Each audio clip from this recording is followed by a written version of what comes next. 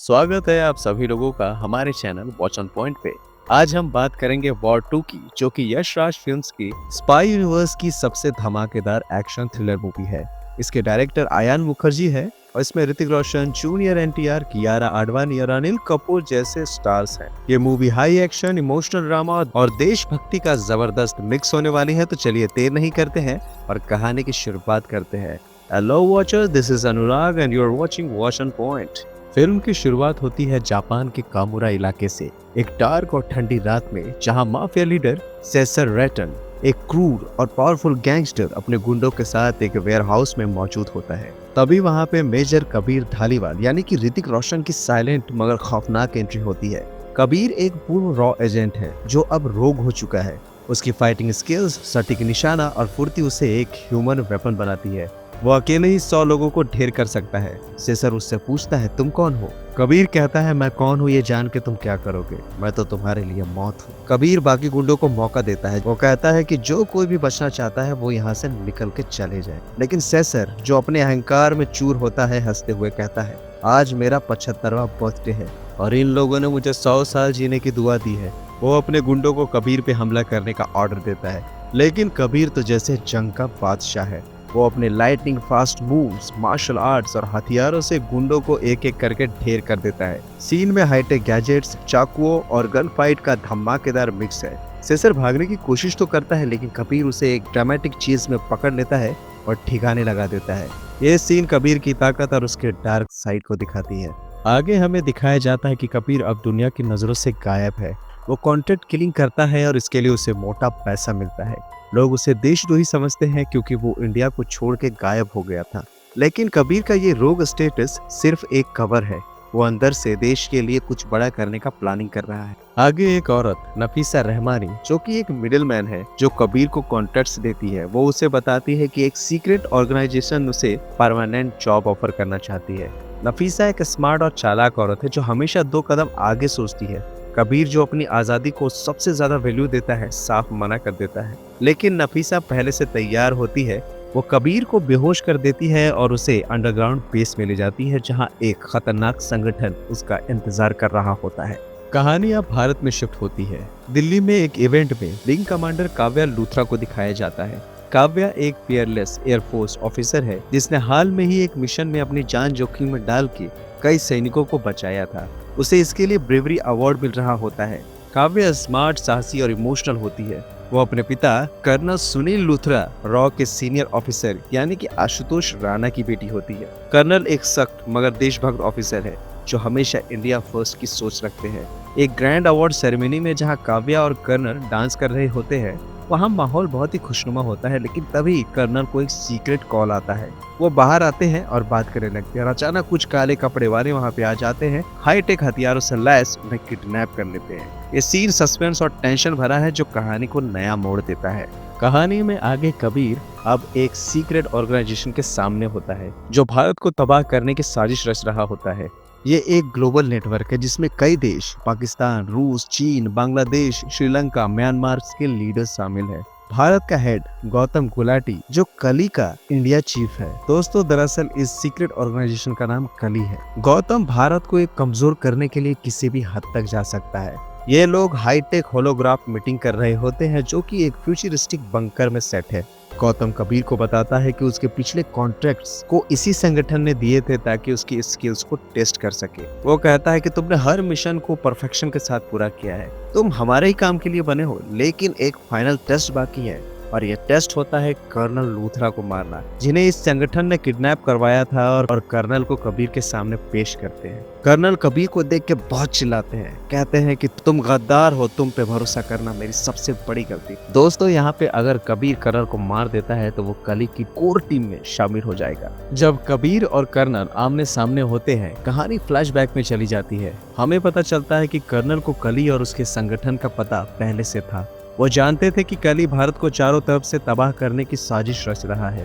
Colonel, जो हमेशा देश को पहले रखते थे, कहते हैं कि इसे रोकने के लिए हमें अपने आदमी को उसके संगठन में घुसाना होगा। मेरे लिए इंडिया फर्स्ट है, बाकी सब बाद में। कबीर, जो कर्नल को अपने पिता की तरह मानता है, उन्हें मानना नहीं चाहता है। लेकिन कर्नल उसे समझाते हैं कि अगर वो ऐसा नहीं करेगा तो कली उसे अपनी टीम में नहीं लेगा और उनका प्लान सामने नहीं आएगा। कबीर अपने दिल पे पत्थर रख के आंखों में आंसू लिए कर्नल को मार देता है। यह सीन बहुत ही हार्ट ब्रेकिंग है दोस्तों, क्योंकि कबीर का दर्द साफ दिखता है। अगले दिन काव्या को कर्नल की डेड बॉडी मिलती है। उसे एक वीडियो दिखाया जाता है जिसमें कबीर ने कर्नल को मारा है। काव्या, जो कबीर को बहुत ही अच्छे से जानती थी, शॉक्ड हो जाती है। उसे लगता है कि कबीर ही गद्दार है, क्योंकि वो सालों से इंडिया से गायब था और उसका कोई अता पता नहीं है। कर्नल के फ्यूनरल पर उनकी जगह विक्रांत कौल यानी कि अनिल कपूर, रॉ के चीफ, केस को संभालते हैं। विक्रांत एक अनुभवी और सख्त ऑफिसर है जो हर मिशन को पर्सनली लेते हैं। डिफेंस मिनिस्टर विलासराव सारंग, जो कि एक पावरफुल पॉलिटिशियन है, विक्रांत को चेतावनी देते हैं, कबीर को कम मत आंकना, वो एक चलता फिरता हथियार है। हमारे पास एक स्पेशल एजेंट है, मेजर विक्रम, जो उसे पकड़ सकता है। विक्रम एक फियरलेस एजेंट है जो अपनी चार्म और किलिंग फाइटिंग स्किल्स के लिए मशहूर है। हमें उसके एक मिशन की झलक दिखती है जहां उसने अकेले ही आतंकवादियों को ठिकाने पे धावा बोल दिया था। वो एक ऐसी जगह गया जहां कोई भी जाने की हिम्मत नहीं करता। हाई वोल्टेज एक्शन में वो सारे आतंकवादियों को मार गिराता है और बंधक सैनिकों को सेफ लाता है। यह सीन विक्रम की डेयर डेविल पर्सनैलिटी को हाईलाइट करती है। अब विक्रांत की टीम में काव्या और विक्रम शामिल हो जाते हैं। ये लोग कबीर को पकड़ने का प्लान बनाते हैं। काव्या इमोशनल तो होती है, लेकिन कबीर को जेल में देखना चाहती है। आगे काव्या को याद आता है कि कबीर अपनी पुरानी दोस्त नैना साहनी यानी कि वानी कपूर के बहुत ही करीब था। नैना, जो कबीर की लव इंटरेस्ट थी, अब इस दुनिया में नहीं रही, लेकिन उसकी बेटी रूही साहनी स्पेन में पढ़ती है। रूही एक मासूम और स्मार्ट टीनेजर है जो कबीर को बहुत मानती है। काव्या और विक्रांत सोचते हैं कि रूही के जरिए कबीर को ट्रैप किया जा सकता है। उधर कली के संगठन में कबीर को शामिल कर लिया जाता है क्योंकि उसने कर्नल को मार के अपनी वफादारी साबित कर दी थी। कबीर अब उसके कोर मिशंस का हिस्सा होता है, लेकिन कबीर तो अंदर से देशभक्त है। वो भारत को बचाने के लिए हर वो मुमकिन कोशिश कर रहा है जो शायद कोई नहीं कर पाता। कबीर स्पेन में रूही से मिलने जाता है। यह सीन बार्सिलोना की खूबसूरत सड़कों पर सेट है, जहां रूही अपने कॉलेज के बाहर कबीर से मिलती है, लेकिन तभी विक्रांत की टीम वहां पे पहुंच जाती है। काव्या और विक्रम हाईटेक गैजेट्स और रॉ की पूरी फोर्स के साथ कबीर को घेर लेते हैं। काव्या और कबीर के बीच एक जबरदस्त फाइट होती है, जहां काव्या अपनी ट्रेनिंग और कबीर अपनी अनुभवी स्किल्स को दिखाता है, लेकिन कबीर, जो हमेशा एक कदम आगे रहता है, चकमा देकर भाग निकलता है। बाद में एक ब्रिज पे कबीर फंस जाता है, पीछे स्पेन की पुलिस और सामने विक्रम। माहौल तो बहुत ही टेंशन भरा होता है। कबीर अपनी कार को ब्रिज से नीचे उतार देता है, जो एक रनिंग ट्रेन पे गिरती है। रूही कार से गिरने वाली होती है, लेकिन विक्रम, जो कि एक सच्चा हीरो भी है, उसे बचा लेता है। विक्रम और कबीर की फाइट होने वाली होती है, लेकिन विक्रम देखता है कि ट्रेन में लोग खतरे में हैं, इसीलिए वो कबीर को छोड़ के लोगों को बचाता है और कबीर रूही को लेकर भाग निकलता है। यह सीन विक्रम की इंसानियत और कबीर की चालाकी को दिखाता है। आगे गौतम गुलाटी कबीर को एक नया मिशन देता है, विलासराव सारंग की फैमिली को मारना। यह एक हाई प्रोफाइल टारगेट होता है। कबीर समझ जाता है कि ऐसा करने से कई निर्दोष लोग मारे जाएंगे। वो अपने सच्चे मिशन भारत को बचाने के लिए विक्रम से कांटेक्ट करता है। कबीर रूही के इंस्टाग्राम को लॉगिन करता है, जिससे विक्रम जान जाता है कि कबीर स्पेन में है और वो उससे मिलने स्पेन चला जाता है। स्पेन में एक सीक्रेट मीटिंग में कबीर विक्रम को बताता है कि वो कली के संगठन में भारत को बचाने के लिए घुसा है। वो कहता है कि विलासराव की फैमिली खतरे में है, तुम्हें उनकी जान बचानी होगी। विक्रम, जो पहले कबीर को गद्दार समझता था, अब उसकी सच्चाई को जान जाता है। वो कबीर की देशभक्ति पे यकीन भी करता है। जब विलासराव की फैमिली एक प्राइवेट प्लेन से इंडिया आ रही होती है, तो कली की टीम, जिसका लीडर कबीर ही होता है, उन पे हमला करती है। यह सीन हवा में सेट है दोस्तों, जहां प्लेन में गन फाइट और एक्शन का तूफान मचता है, लेकिन विक्रम सही टाइम पे पहुंच जाता है और कबीर और विक्रम मिलके सारे हमलावरों को मार गिराते हैं और फैमिली को बचा लेते हैं। लेकिन तभी विक्रम एक शॉकिंग कदम उठाता है। विक्रम एक एक करके विलासराव की पूरी फैमिली को मार देता है और वो कबीर से कहता है कि तुम मुझे भूल गया होगा, लेकिन मैं तुझे नहीं भूला हूँ। वो कबीर को कब्बू कह के बुलाता है, जो उनके पुराने रिश्ते की याद दिलाता है, जिसके बाद विक्रम कबीर को पैराशूट देता है और उसे वहां से धक्का दे देता है। कहानी फ्लैशबैक में जाती है, जहां कबीर और रघु उर्फ विक्रम अनाथ थे।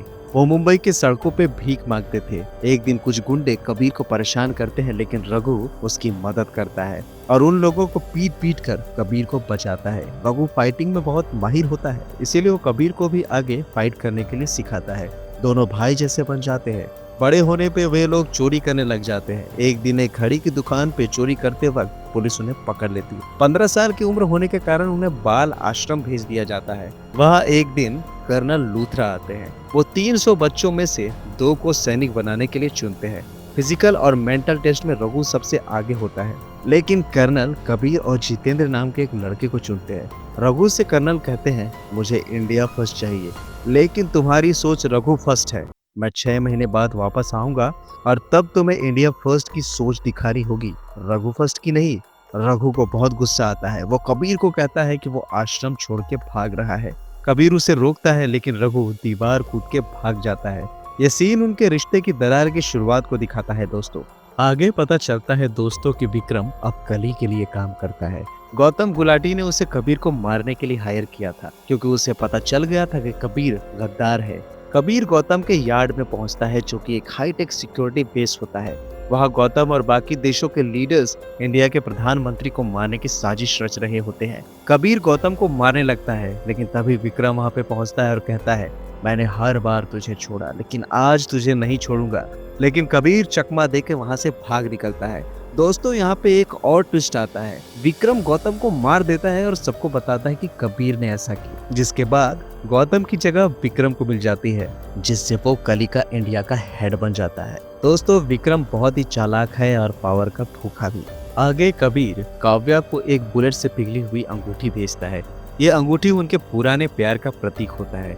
काव्या समझ जाती है कि ये कबीर ने भेजी है। फ्लैशबैक में हमें पता चलता है कि कबीर और काव्या 15 साल पहले एक दूसरे से प्यार करते थे और शादी भी करने वाले थे, लेकिन कबीर को कर्नल रॉ में भेज रहे थे, इसीलिए उसके लिए देश पहले था। इसीलिए कबीर काव्या से कहता है कि वो नहीं चाहता कि काव्या उसका इंतजार करे, क्योंकि मिशंस की कोई गारंटी नहीं होती। अब आगे 15 साल बाद दोनों फिर से मिलते हैं, दिल्ली की एक छिपी हुई जगह पे। कबीर काव्या को कली के संगठन और कर्नल की मौत का सच बता देता है। काव्या, जो पहले कबीर को गद्दार समझती थी, अब उसकी सच्चाई पे यकीन करने लगती है। यहाँ पे बहुत इमोशनल बातें भी होती है दोस्तों, जिससे इमोशनल बॉन्ड और बढ़ जाता है।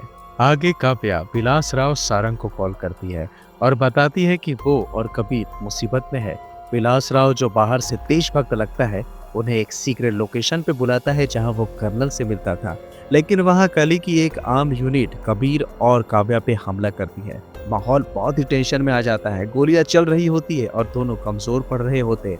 तभी विक्रांत मशीन गन लेकर एंट्री मारता है और सारे हमलावरों को मार गिराता है। यहाँ पे बहुत ही अच्छे एक्शन स्किल्स को देखने को मिलता है दोस्तों। यहाँ पे हमें आगे पता चलता है कि कर्नल को कली के बारे में विक्रांत नहीं बताया था। कबीर और विक्रांत दोनों कर्नल के लिए काम करते थे और उनका मिशन भी कली को रोकना था। पता चलता है कि विलासराव सारंग भी कली का हिस्सा है। वो चाहता है कि प्रधानमंत्री मर जाए ताकि वो अगला पीएम बन सके। कबीर, जो अब कली की साजिश को पूरी तरह से समझ चुका होता है, विलासराव को मार देता है।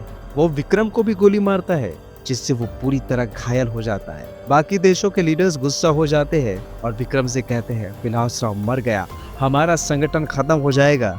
लेकिन विक्रम, जो अब कली का इंडिया का हेड है, कहता है, मेरा वादा पूरा होगा और प्रधानमंत्री और कबीर दोनों मरेंगे।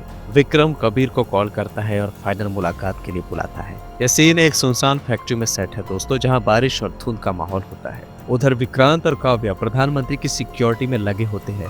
विक्रम और कबीर आमने सामने आ जाते हैं। दोनों बचपन की बातें करते हैं। विक्रम कहता है, अगर मैंने तुझे बचपन में नहीं बचाया होता तो तू यहाँ तक नहीं पहुँचता। कबीर जवाब देता है, मैंने गलती की जो तुझे अकेला छोड़ दिया, तुझे दीवार नहीं कूदनी चाहिए थी। दोनों के बीच एक एपिक फाइट सीन होती है दोस्तों। मार्शल आर्ट्स, गन फाइट्स और इमोशनल टकराव का मिक्स। ये सीन फिल्म का हाईलाइट है, जहां दोनों की स्किल्स और पुरानी दोस्ती का टकराव दिखता है। उधर प्रधानमंत्री पे हमला होता है। एक हाई सिक्योरिटी प्लेन में कली की टीम अटैक करती है। विक्रांत और काव्या अपनी पूरी ताकत लगाकर हमलावरों को मार गिराते हैं, लेकिन खतरा खत्म नहीं होता है। विलासराव की डेड बॉडी में बम लगा होता है। विक्रांत अपनी तेज सोच से बॉडी को प्लेन से बाहर फेंक देता है, जिससे कि बड़ा धमाका टल जाता है। इधर कबीर और विक्रम की फाइट में विक्रम पूरी तरह घायल हो जाता है। कबीर, जो विक्रम को अब भी भाई मानता है, कहता है, मैं तुझे इस दर्द में नहीं देख सकता, तू अब भी रघु फर्स्ट से इंडिया फर्स्ट में आ सकता है। विक्रम, जो अपनी गलती को समझ चुका होता है, वो मान जाता है। वो कहता है, पहले पीएम को बचाओ, लेकिन वो इतना घायल होता है कि उसकी हालत बहुत ही गंभीर होती है। आगे प्रेस कॉन्फ्रेंस में विक्रांत बताता है कि कबीर गद्दार है और एक शूट आउट में विक्रम की मौत हो गई है। ये कवर स्टोरी है दोस्तों, ताकि कली का संगठन सच न जान सके। 9 महीने बाद का सीन अब दिखाया जाता है, जहाँ कबीर कली के बाकी लीडर्स को चुन चुन के मार रहा होता है। वो अब एक लोन वुल्फ की तरह हर उस शख्स को ठिकाने लगा रहा होता है जो भारत के खिलाफ होता है। तभी रघु उर्फ विक्रम की एंट्री होती है। पता चलता है कि कबीर ने उसे बचा लिया था। विक्रम अब पूरी तरह से बदल चुका है। दोनों मिलकर सारे देशों के कली लीडर्स को खत्म कर रहे होते हैं। यह सीन एक एपिक सीक्वेंस है दोस्तों, जहां कबीर और विक्रम की जोड़ी धमाल मचा रही होती। आखिर में कबीर और रघु वादा करते हैं कि जब भी देश को जरूरत होगी वो साथ मिलकर लड़ेंगे। अब रघु के लिए भी इंडिया फर्स्ट हो चुका होता है दोस्तों। फिल्म के अंत में एक पोस्ट क्रेडिट सीन भी है दोस्तों, जहां अल्फा यानी कि बॉबी देओल एक छोटी बच्ची के हाथ में अल्फा का साइन बनाते दिखते हैं। ये सीन यशराज स्पाई यूनिवर्स की अगली फिल्म के लिए सेटअप है, जो ऑडियंस को एक्साइटेड छोड़ देता है। इसके साथ ही फिल्म खत्म हो जाती है दोस्तों। तो वॉचर्स, ये थी वॉर 2 की कहानी। एक्शन, इमोशन, देशभक्ति और ट्विस्ट का धमाकेदार कॉकटेल। अगर आपको ये एक्सप्लेनेशन पसंद आई हो तो लाइक कीजिए, चैनल को सब्सक्राइब कीजिए और बेल आइकन को जरूर ही दबाइए, ताकि ऐसी ही एक्सप्लेनेशंस आप तक पहुंच सके। तो मिलते हैं दोस्तों अगले वीडियो में, तब तक के लिए thank you very much for watching. Keep watching, watch on point.